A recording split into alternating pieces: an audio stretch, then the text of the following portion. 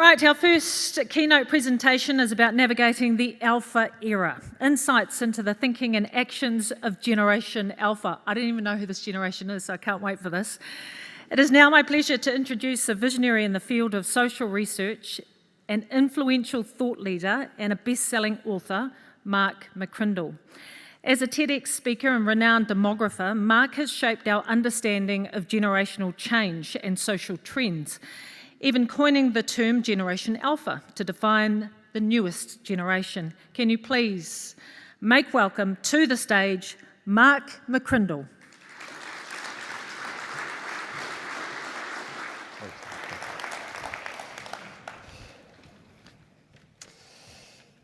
Thank you, Jenny May.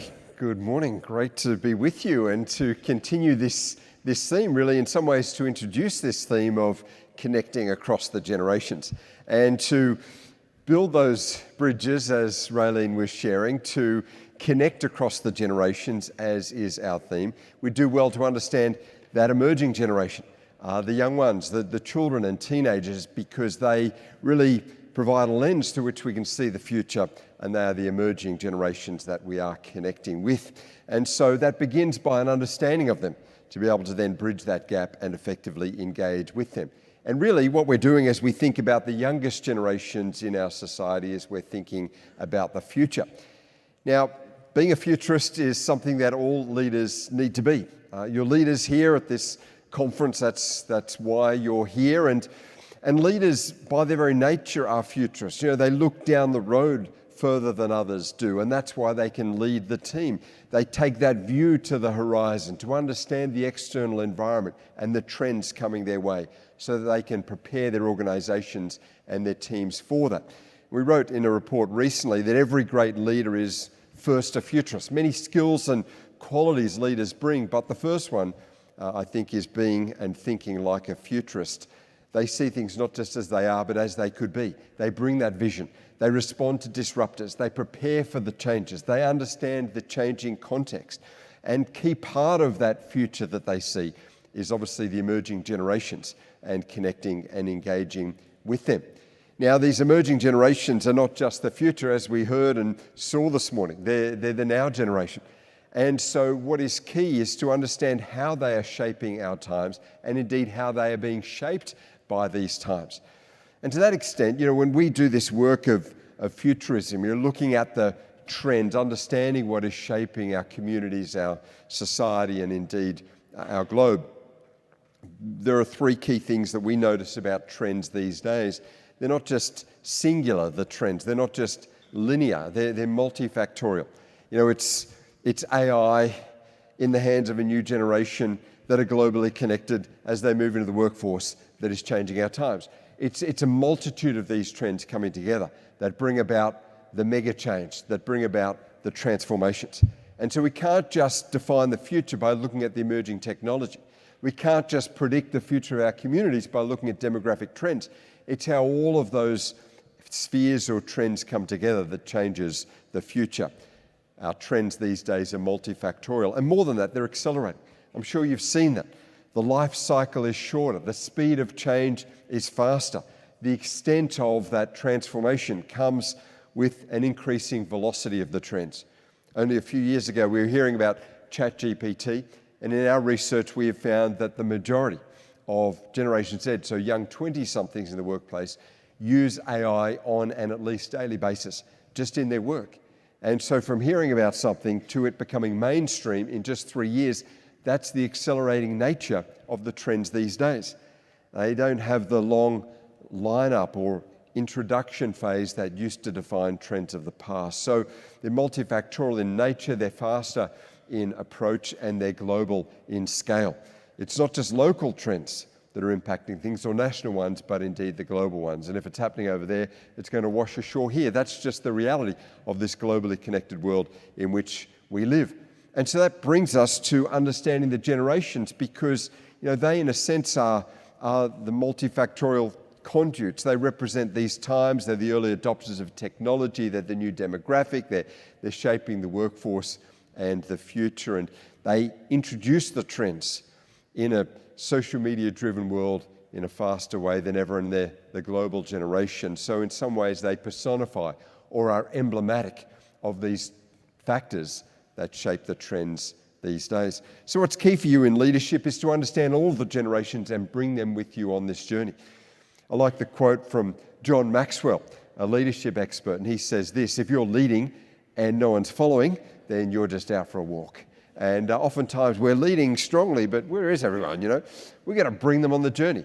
And that requires us to understand them, to engage with them, connect with them, and to help them see the direction and engage with it. That requires more EQ than IQ, that emotional quotient and the speaking and the listening, not just the leading, the understanding and the engaging, not just the directing. It's changed these days. And so we do well to understand all of the generations of New Zealand and indeed of our globe, the 7 generations.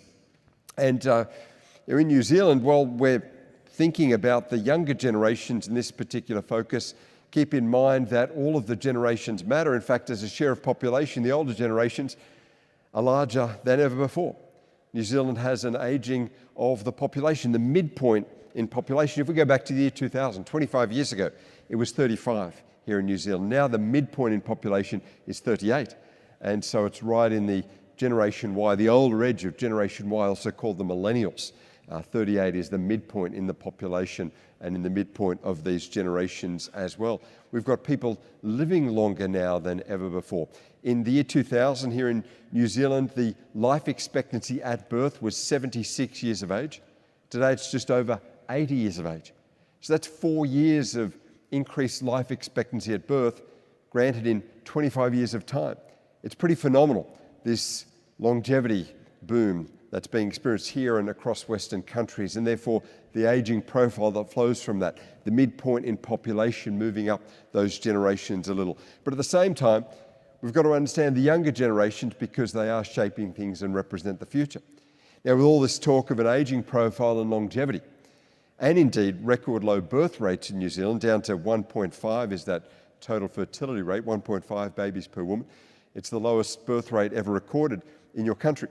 But that doesn't mean that there are fewer babies or children today. Actually, there are more.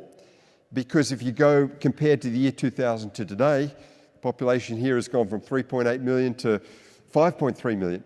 And so it's an increase of 40% in the population. So lower birth rates than ever, but across a larger population than ever. The annual birth numbers now are even slightly greater, a few thousand more per annum than they were 25 years ago. So we've got more young people than ever, even though they're a smaller proportion of the growing population. We've got growth across those demographics, and that's important to understand. So, from the grandparents' generation, if we think in a community, in a household sense, the builders' generation, I think aptly labelled, who built so much of this society and sport and community organisations and continue to build and volunteer and contribute, even though they might have eased out of the full-time workforce. And the baby boomers who followed on from that, part of this post-World War II baby boom. The birth rate shot up in the post-war years. 1946 hit an all-time high in the early 1960s before, by the mid-60s, dropping off a little. And so the baby boom led to a demographic boom and therefore an economic boom, and has transformed things ever since. Now, just thinking in 1965 here in New Zealand about the makeup of population, 1/3 of the population, 1 in 3 New Zealanders, was aged under 15. Today it's 1 in 5. So from a population perspective, Generation Alpha at the younger edge that we'll come to, they comprise almost 1 million New Zealanders. But as a share of population, they're a smaller share than young people used to be at the peak of the baby boom. And then we've got the parents of today, Generation X, right into their parenting years, and Generation Y with the younger children, again called the millennials. You'll see each of these generations from Generation X and on span 15 years of births, and that allows an even span of birth years, and so good comparisons across these generations. So these are the parents of today, and you can see from 1980 through to 1994, 15 years of births inclusive there. Are the Gen Ys. And they're now completing the family years, even at the youngest edge, as the Generation Z cohort begin the parenting years at the oldest age, turning 30 this year. And that's 31 is the median age of a woman giving birth in New Zealand. So you see that the Gen Zs are now moving into the parenting years, and over the next decade will continue to be those parents making decisions, thinking about their children and sport and activity and recreation, and so understanding them is key. But understanding these generations from a workforce and leadership perspective is important as well. And then we've got Generation Alpha, a bit of a focus here for us, born from 2010 through to 2024. And so the almost 1 million here in New Zealand, important to understand. You notice that we've moved from the English alphabet, X, Y, and Z, to the Greek alphabet because we didn't want to go back to A with the naming of these. It's not a return to what we had. It's the start of a whole new nomenclature, a whole new reality. This generation, the first to be fully born in the 21st century. And so we put forward this idea of let's go to the Greek alphabet, so Generation Alpha, these 15 years. And obviously from 2025 on this year, we've got Generation Beta, sticking with the 15-year span of birth. And so the 7 generations here in New Zealand defined. And understanding these emerging ones is important. Now, I thought I'd just test you to see how well you go understanding Generation Alpha by understanding Generation Alpha slang. How do you go if they text you, your children or maybe grandchildren or the teenagers or youngsters in your world, how would you go understanding? Well, here's a text conversation that came my way, and one of the Gen Alphas said, "Yo, see Liam's swag today, straight Sigma with it, bra's always mewing, skibbity Ohio and everyone else." The response came back from the Gen Alpha friend, "Mad lit ultimate aura." There we go. That's now some of the younger generations might be across some of this, but hey, I went to Google Translate, and maybe you could understand by doing a bit of Googling on this as well. Apparently, the first young person was simply saying to her friend, "Liam looks great." And the friend was responding, "Well, that's great."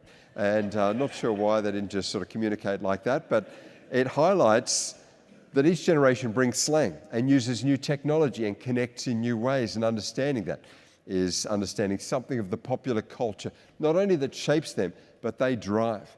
And it is this generation, from the tweens now, probably about the 11 or 12-year-olds, through the teenage years, that drive the popular culture, that engage most on the social media, that are driving a lot of the digital trends that we're experiencing. And so we're not just followers, but in so many ways in our society, they are the leaders. So what shapes these generations? Why do we have gaps across the generations? Indeed, aren't we generalizing when we talk generations? It's a bit of a theme for the next few days, so it's good for us to think about and think critically about. I mean, aren't we all just the same? I mean, we've all been that age at different times. Can we really define the generations as succinct segments or cohorts? Well, I'd say 3 things define the generations. Firstly, it's age and life stage. And so, yes, a lot of the factors that define Generation Alpha are factors that define children or young people, and factors that were true of us when we were their age as well. It's just a life stage thing. It's an age thing. It's a maturity thing, and it changes. And to an extent, we all change as we move through those different life stages. It's just self-evident that the expectations and lifestyle priorities of a 60-something is going to be different to a 30-something, going to be different to a teenager. And so that is just one of the factors that defines the generations, and it's important to keep that in mind. Not everything that is a factor of a current generation will remain with them for life because it's life stage dependent. But some things will, because we're also who we are because of the conditions and the context that shaped us. In other words, we've all been teenagers, but we weren't all teenagers in the 21st century. We weren't all teenagers in the world of social media and AI and global connectivity. We've been through different life stages, but at different times, and so those times left fingerprints on us. The times they're like social markers. They shape us, and so each generation shaped in a different era was influenced in different ways. And so the events or the economic context, maybe the political context, the educational system, the technologies, they all shape a generation. And beyond that, events and innovations also have an impact. Just those markers in history that you live through, and they shape a a culture or they impact a generation. And those who live through it are shaped by it more than those who hear about it or maybe lived through it in the older years. When it hits in the formative years, it's more impactful.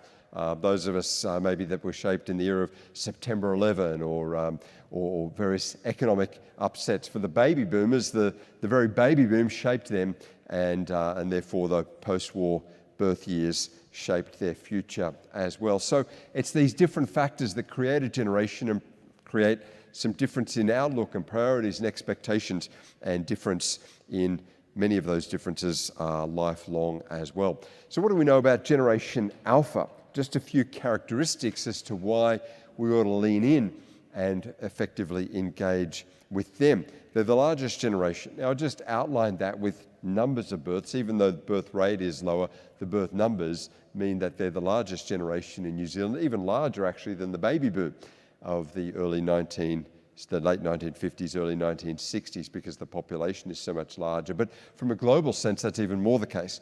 The largest generation in history. Now, interestingly, the global birth rate has been declining, as it has in Western nations, and probably over the next decade or so, we will see the birth numbers start to plateau as well, global births. And so we've got peak children in the world today and peak teenagers, not only more than we've ever seen. If that birth rate forecast leads to birth numbers plateauing, Gen Alpha might well be the largest generation ever seen. The most globally connected generation, I think that's self-evident through where they study or work or ability to travel, through the technologies that they have and the awareness of news and events, more globally connected, and the most formally educated generation ever. And you see that here in New Zealand, completing school, going on to further studies in record numbers, but you particularly see it around the world in terms of emerging focus on education and longer years of study, particularly in the global south. We've got the most materially endowed generation in history, and while these are tough economic times, the access that young people have to technology, to resources, and it's not universally true, but if you take reference group by reference group, it's more than their parents had and their grandparents had as well. And in a global sense, the rise of the middle class is a phenomenon of this era. There are fewer people living in extreme poverty in our world today than ever before in recorded history as a proportion of the global population. They're the most technologically supplied generation in history. And that's true here, it's true globally as well, of course. And it's just self-evident for this generation. We call them the digital generation for a reason. The devices that shape them. And as I was saying, with life expectancy at birth, this generation will live longer on average based on that data than the previous generations. And not only will they have longer years of life expectancy, but they'll be younger longer, they'll be active later, they'll be able to work a bit later as well, particularly in a knowledge economy. And so they'll have more careers and be shaped in a longer working life as well. So in many ways, a superlative generation that we would do well to understand and to guide at these critical formative life stages. And with longer life expectancy, with an expectation of longer careers, sport, the social connections that brings, engagement with community, building life skills and not just technology skills, time off screen, not just in a digital environment, is going to be key for their future and for their longevity of skills and work and health as well. So let me give you 5 characteristics of Generation Alpha as we understand them and therefore the future. And the first is a pretty self-evident one as we think about them. They're a digital generation. Now, I said they were born in 2010. That was the year, 2010, that the iPad was released. 2010 was the year that Instagram was launched. This is a generation that have only ever known the device, the tablet, the smartphone, and the social media platforms. They've been shaped in an era of the visual content. We wrote a book on Generation Alpha, came out a year ago, called Generation Alpha, and we wrote in that the age at which we're exposed to a new technology or transformative event determines how embedded it will be in our psyche and our lifestyle. You know, we all use these devices.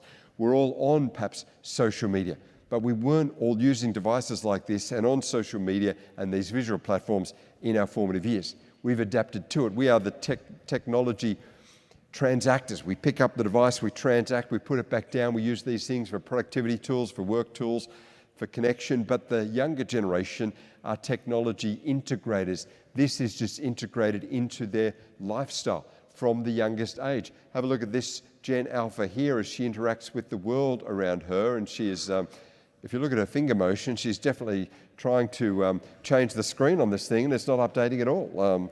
Every other rectangular device by this point would have refreshed, but that is the impact of screens and the tactile interaction on a generation growing up in this formative era. 82% of students in our recent study struggle with spending too much time on social media. It has become ubiquitous, and indeed the benefit is starting to be outweighed by the deficits. 65% of them agree that social media is having a negative impact on their mental health, on their well-being. They want to dial it down, but if they do, they're going to miss out on some of what's happening in their peer group. They're sort of locked on and locked in. And now, if we hear the words being used to describe technology companies, particularly big tech, they're the words that were used to describe big tobacco of the past. That they're creating a product that produces harm, that they're creating addictive products or services, that it's having a deficit on young people. And so there is a challenge, a great benefit from the devices, but a challenge as well. They're being shaped in a global experiment, the great screen age. Now, screens aren't unique for them. They're not you for this generation alone. As a Gen Xer, Raylene, I'm with you on that. We had screens in our schooling experience as well. Maybe if you remember back to yours, they came on a trolley. And it was an exciting lesson when the teacher wheeled in the screen with the video cassette recorder on that as well. Exciting time. But now the screens are on the wrist and in the pocket and, of course, are wearable. They're ubiquitous. This is a generation that speaks to their technology directly rather than just humans. Technology through AI and algorithms gives answers to them and again is integrated into their lives. Now, this is where we see generation gaps emerging. Gen Xers are sometimes concerned about the always listening technology. I saw a Gen Xer share her concerns online. She writes, my husband asked me why I spoke so softly in the house. I said I was afraid Mark Zuckerberg was listening. He laughed and I laughed.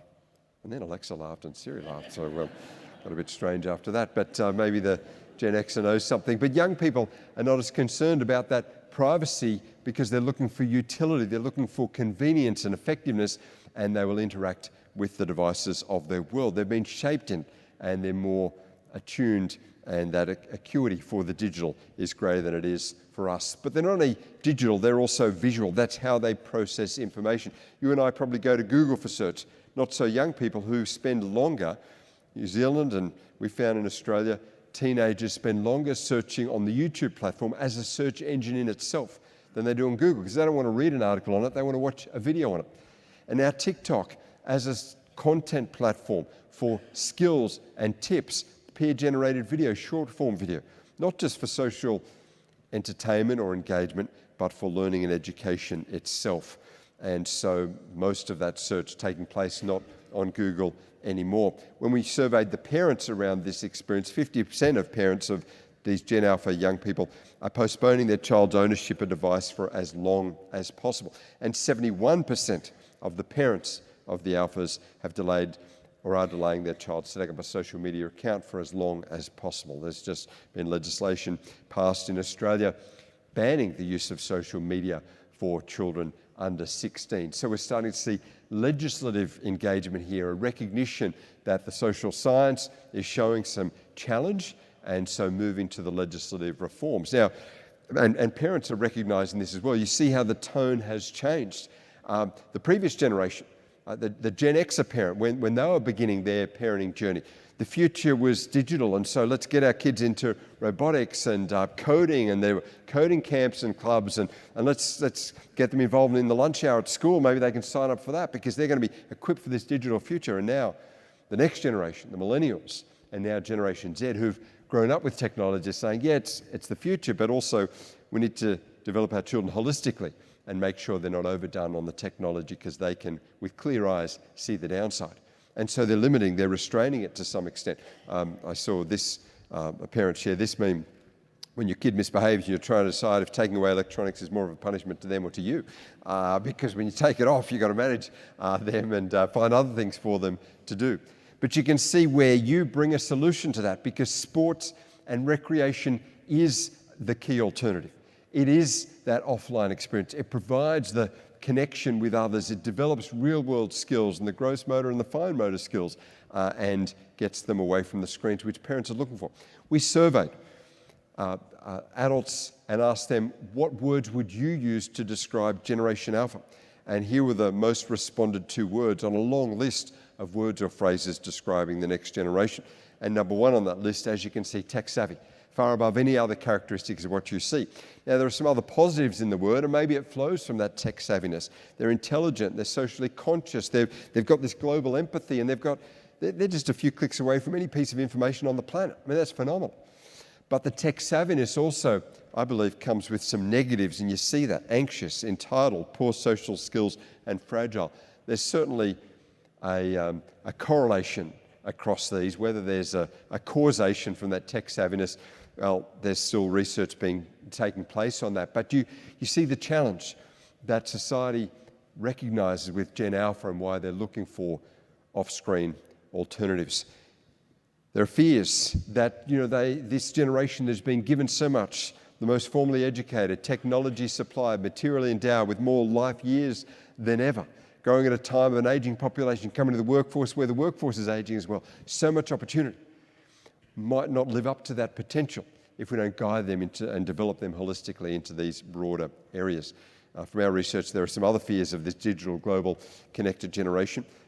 Picking up a device and seeing that symbol, that creates fear. It's not snakes and spiders anymore. It's not heights or speaking in public. It's picking up a device and seeing that symbol. We've got to wait too long for something. Probably the scariest symbol, it's not just to young people, it's to any of us. It creates a bit of fear and anxiety, is that one there.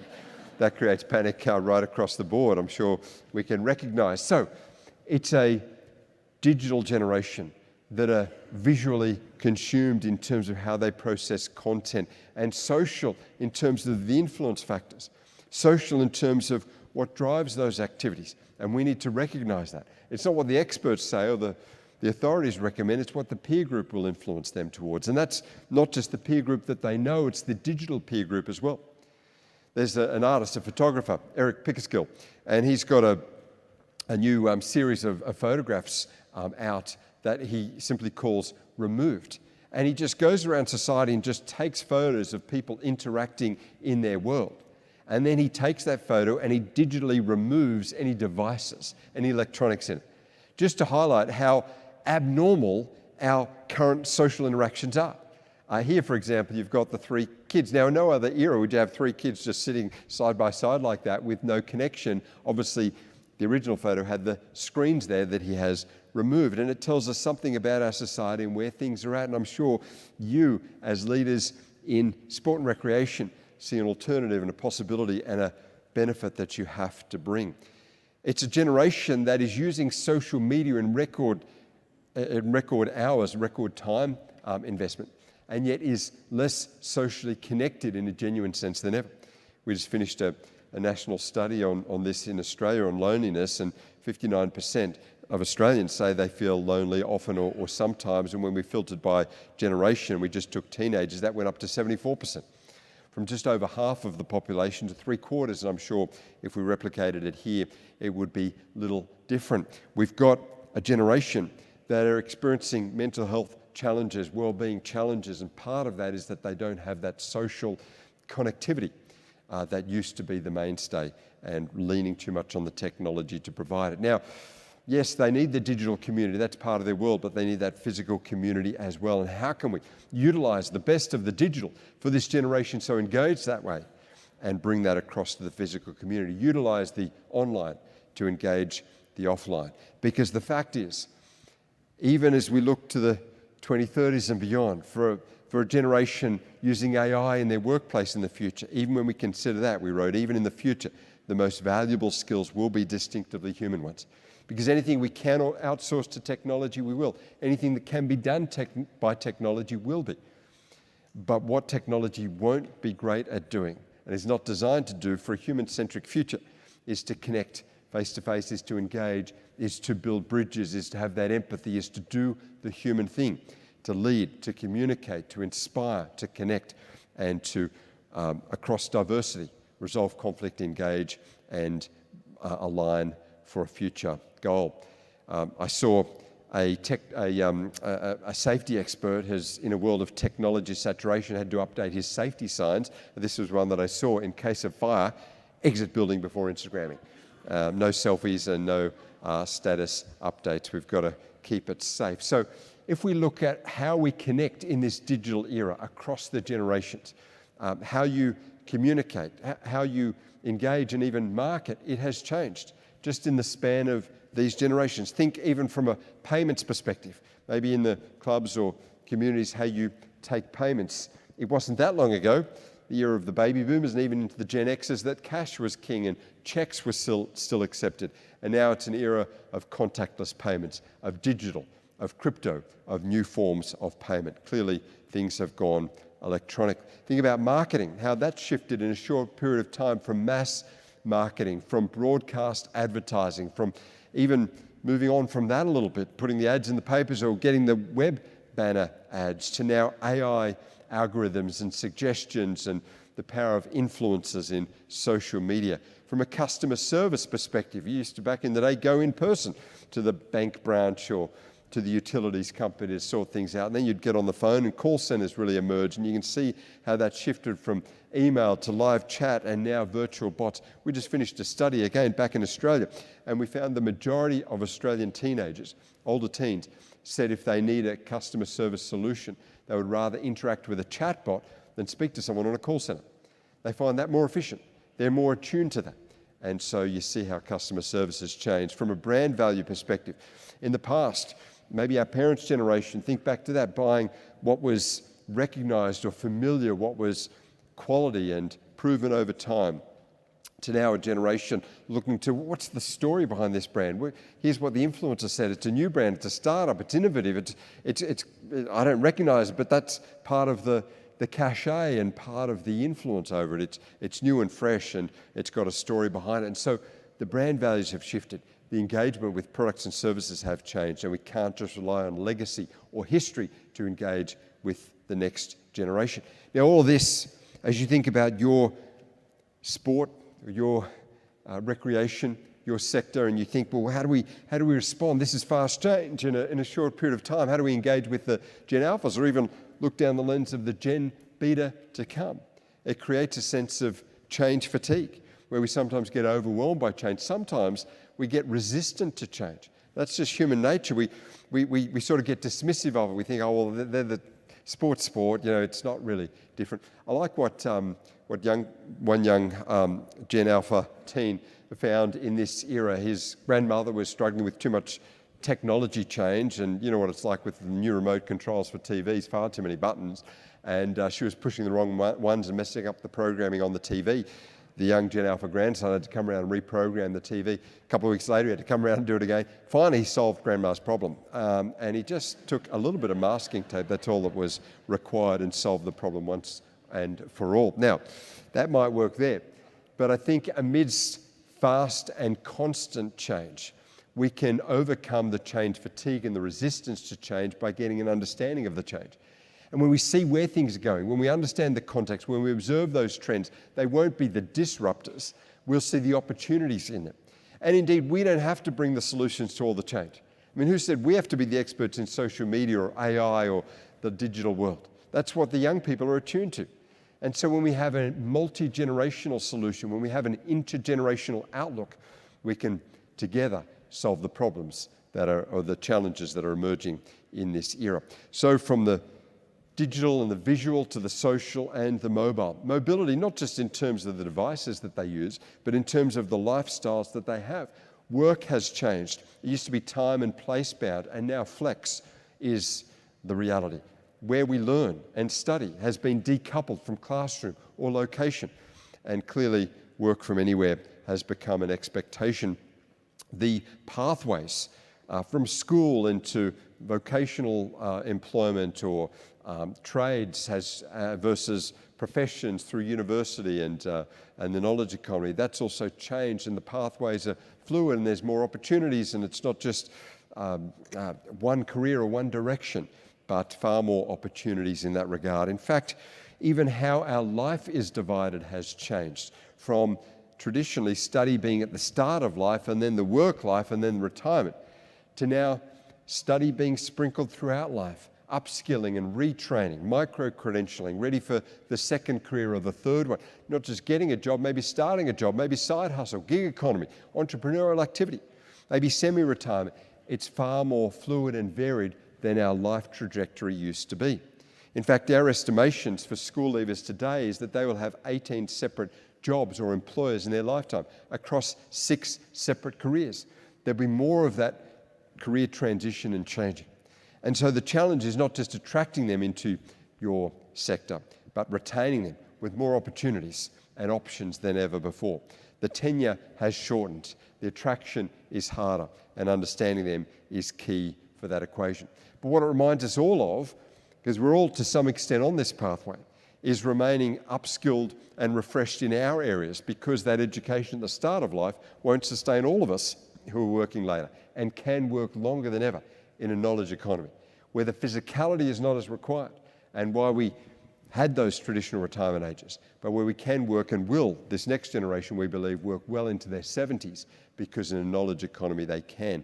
And as your years grow, so does your experience, your network, your knowledge, your connections, and therefore you're arguably even more valuable as time goes on. I saw an older boss, though, not keeping up with the times. He texted a younger colleague. He said, "Could you fax over a copy?"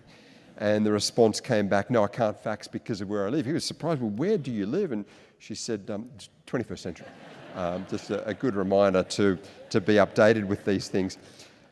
Which brings me to the final of these 5 categories. We said digital and visual, social and mobile, and therefore global in outlook and perspective. These are global trends with Gen Alpha, not just local ones. Now, of course, there are local differences, there are cultural differences, and within a generation, there are a lot of sub-segments.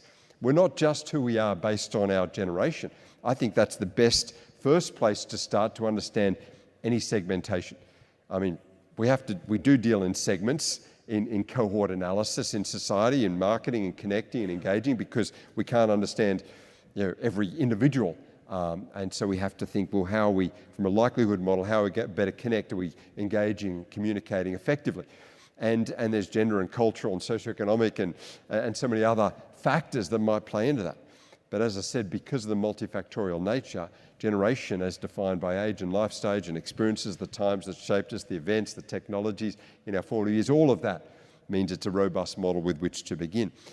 And so as you think about the global connections within a generation, or for that matter, the global trends that are across generations, we've got to understand the influences of the technology. Now, let's think about the workforce of New Zealand currently by generation. That's how it currently sits based on the Stats New Zealand data. So you've got at the oldest edge there, the baby boomers, more than 1 in 10 workers, and then you've got the Gen Xer, more than a quarter of the workforce there, 27%.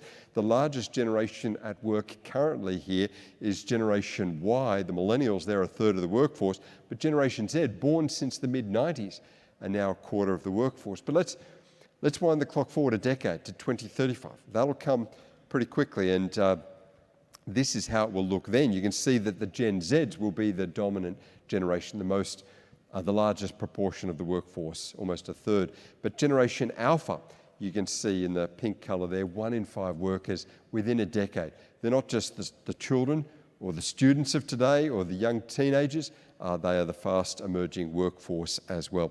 Now, what are they looking for in job and in life? We just surveyed Generation Z, so the older generation just have gone before that have themselves just finished their studies and moved in the workforce, and we asked them, as they were moving from that learning to that earning life stage, which the Gen Alphas are about to embark on, we asked these Gen Zs, what are your hopes for the future? What do you look at? What are your ambitions and goals? And number 1, to own my own home. Number 2, have a full financial freedom and independence. Number 3, travel and see the world. They want that that travel that young people have always done here, you know, the overseas experience, travel, see the big world. But also home ownership, that traditional New Zealand dream of having a place of your own, security and family and all of that, that's still there. And the finances are key to that. And we asked, what about the fears of the future when you look at that, the flip side of that? And you can see, number one, not having enough money to live comfortably on. Number two, never being able to buy my own home and being stuck in a job I don't enjoy or find fulfillment in. They want the job that they're passionate about, but it does need to pay the bills, and that home ownership is very strong. And so in some ways, while there are a lot of changes, there's timeless goals and needs. We've got to understand that nuance. Generational difference, but timeless shared pathways and experiences. The cost of living challenge, and particularly the housing challenge here, is a big factor for this next generation. And when it comes to employment, the stability of that employment and the earnings is a key factor. We've got young people staying with their parents later in life. In Australia, we've come to label the stay-at-home 20-somethings the kippers generation. And I thought for those parents that still have not just teenagers at home, but sometimes mid-20s, sometimes even late 20s, still in the parental abode, I thought I'd share with you what that stands for. KIPPERS, that stands for Kids in Parents' Pockets Eroding Retirement Savings. So it does come at a cost, but we can understand the reason for it amidst these record high house prices here locally and those earnings in a cost of living challenge that aren't quite keeping up. But it's more than just the money and that financial aspiration that drives them. We surveyed these Gen Zs and we said, well, what are you looking for in a job? What are the top 5 factors? Having purpose and meaning in their work was number 1. 72% said that's extremely or very important. Number 2, work that aligns with their core values, that value resonance. Number 3, a workplace that's a community of strong social connections, because they're not as connected with the service organisations or perhaps volunteering or knowing their neighbours, sometimes those community organisations. They want to make sure they get some of that in the workplace. The work they do has a positive impact on the world around them, and workplace flexibility. I mean, have a look at those top 5, therefore. It's purpose and meaning in the work.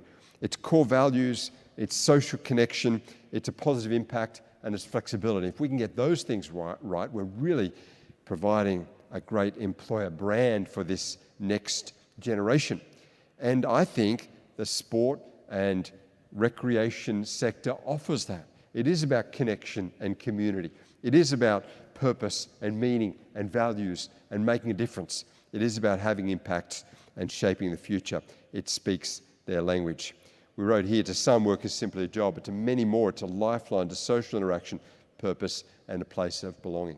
You know, some people just exchange the day of time for a day of money, and even in the next generation you get that, but so many more, increasingly so, with so many of those other social intermediary organisations falling away, with so few of those social bottlenecks through which they all pass. The workplace is one of those that becomes that real place of meaning and connection. And so ensuring we get the right offering there is going to be key. So generational interaction traditionally looks like this, where the older generations with the experience and the leadership tell the next generation how it's going to be. But I think increasingly it can be like this, and should be, because each generation brings strength and a different perspective, and they can connect with their peer group better than we can. They can understand these emerging times more intuitively than we can, and they utilise the technology and the platforms of digital marketing today better or more intuitively than we will be able to do. We sometimes think, well, but I come across people that say, I don't want to invest in the young people because they're shorter tenure, they move on too quickly. And I like they'll ask this question, what if I train them, they leave? And the old HR professionals always come back and they say, well, what if I don't train them and they stay? It's about getting the right perspective and engaging for the long term and ensuring that they can be those leaders for the future. So, if you've got some questions, I think we're going to use the app. I just want to leave you with 3 final words, just to summarise this. Sorry, Jenny Ray, just as I got that ready. And you might even have questions you want to ask live. But I thought I'll leave 3 words with you, and there used to be 3 R's in education, and 2 of them weren't even R's, writing and arithmetic. That didn't work for me. But these are 3 21st century R's, genuine R's for you. And the first is, I think with the next generation, we've got to keep it real. They do look for authenticity. They're not afraid to push back and to question. And I think that's to be welcomed. They don't just want us to communicate or see with the eyes of the head, but increasingly the eyes of the heart, to understand, to engage, to connect, to be real, and to be authentic. I saw a boss getting a safety message out to his team in the workshop. He had a big safety banner printed up, which was great.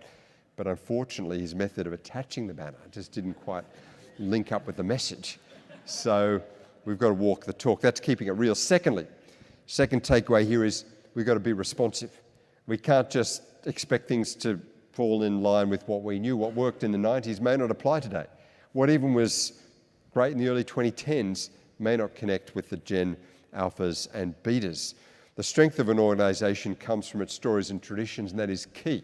That is essential. We've got to carry those stories and traditions securely with us. But that's not all it is, because as I said, but the future of an organisation rests in its relevance and innovation. We lean back and take the stories, the traditions with us as we lean forward and adapt and respond and change. And that's why we need the experience and the knowledge from the old, and we lean in to the younger generations who bring the innovation and the connection for the future. I saw a sign that showed me this. It was a safety sign in America, and it might have once had relevance, but it hasn't been updated with the times. It says if you see someone drowning, it's a water safety sign.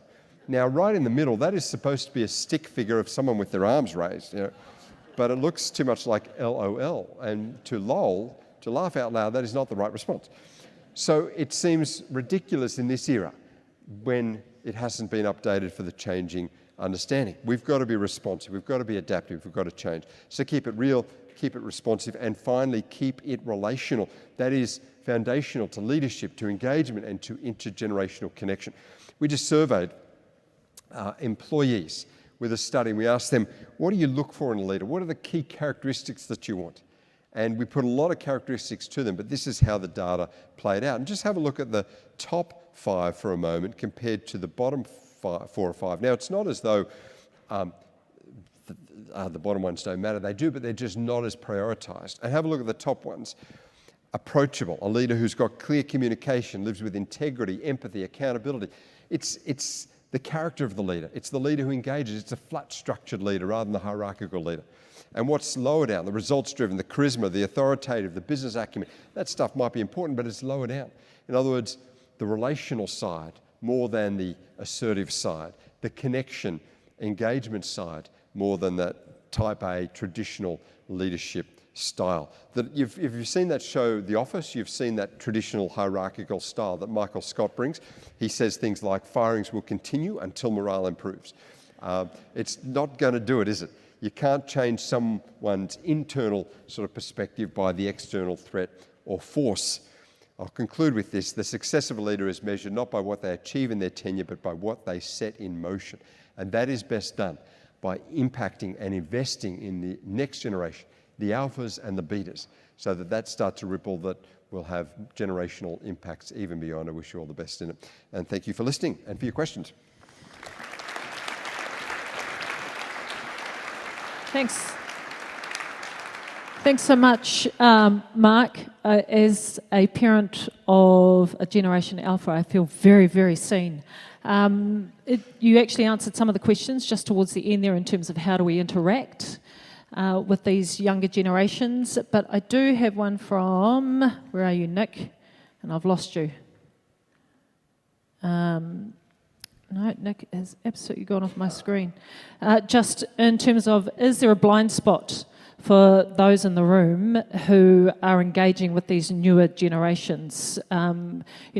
Creating digital tools of the sports, the traditional things that we did as the older generations, and recreating those for the younger generations. Is there a blind spot in there?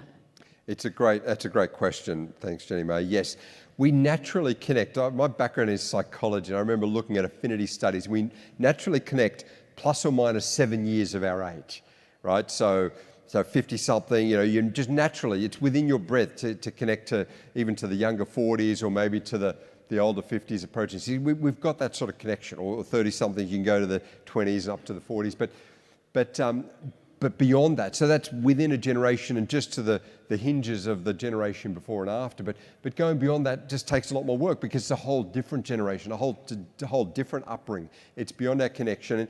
And what tends to happen is, firstly, we just don't understand it, particularly in a workforce context. Or secondly, we maybe understand them because, hey, that's where our children are. They're that next generation, a couple of decades beyond us. But we tend to bring that parenting lens, and it can be a little bit hierarchical. It can be, let me give you some instruction, let me guide you and direct you, let me correct you.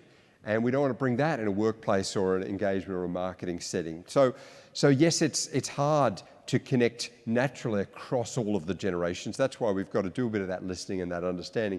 And yes, that's where some of those blind spots sits. But that's why if you've got a mix of leaders at the table and you're listening and really looking for that input, that nuance, they're going to cover their plus or minus 7 years and the next one to cover their plus or minus 7 years. And across that leadership table, you have coverage across that diversity of the generations in the team, in the workforce and in the society. And that helps us cover those blind spots, but it does require that active listening.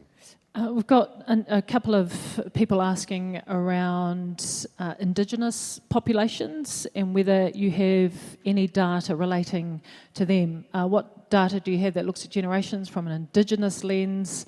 Also Indigenous populations, they don't look like some of your descriptions, so can you talk to the Indigenous experience at all? Yeah, we've done a fair bit of research back in Australia in the First Nations space, and what is happening is that some of these digital trends, they're global. And so you've got a generation where sometimes their first connection is the global one, not that local one. And so a lot of those First Nations leaders are having to work harder to really instill that culture and pass on that history and really get them to value that, because they are the custodians for the future. And they're fighting against more distractions because it's not now what's just sort of the local influences, but of course the world's in the pocket and it's those global ones. But at the same time, there are these global First Nations connections as well, and that offers the sharing of experience of First Nations people across different aspects and parts of the world, and that global connection can bring us strength. But yes, you're going to get some differences across any cultural group, but some of the broader trends that we see with young people, particularly the all-encompassing digital influence, it is monolithic, that plays into it quite strongly. That's all we have time for, but just on behalf of the room, Mark, thank you so much. It's an absolutely brilliant start to the conference, and I think there are a lot of us in this room who are starting to think about, how can you engage with this next generation that is coming through, because many of us in this room, as somebody pointed out actually in the questions, if this new generations that are coming through, where are they? They're not in this room. And so there needs to be a real engagement by those here with those that are coming through. So we really appreciate your brilliant start to the conference. Can you please put your hands together for Mark McCrindle? Just got this for you. Thank you so much. Thank you. And actually, just before we do start into our next session, I'm just wondering, I wrote down, Generation Alpha, largest generation ever, most globally connected, most formally educated, most materially endowed, most tech-supplied, longest life expectancy. This is the generation that you are tasked with engaging with, not only now at the top end of that generation, but obviously into the future as well. So I just think after that, let's just take a couple of minutes to sit, have a chat to the person next to you to answer some of those questions about, are we actually connecting, or are we thinking about connecting with that next generation, say Generation Alpha, and what are those things that we need to start thinking about in order to engage with them, to get them moving and engaging with sport and recreation. So I'll give you 2 minutes just to have a chat with one another.